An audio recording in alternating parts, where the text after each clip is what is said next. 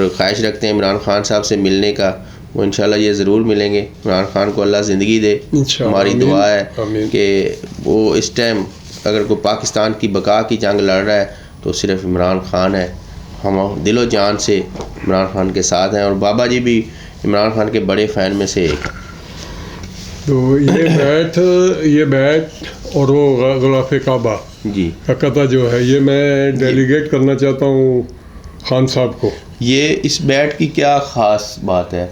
ये एक टूर्नामेंट था 1996 में जी। इसमें तमाम 4 कंट्री ने इसमें पार्टिसिपेशन की थी। उनके प्लेयर आए हुए थे जो रिटायर्ड नहीं, ये वर्ल्ड मास्टर्स के नाम पे था। अच्छा। कि जो रिटायर्ड थे वो अपने अपने मुल्क से टीम बन के आई थी उनकी।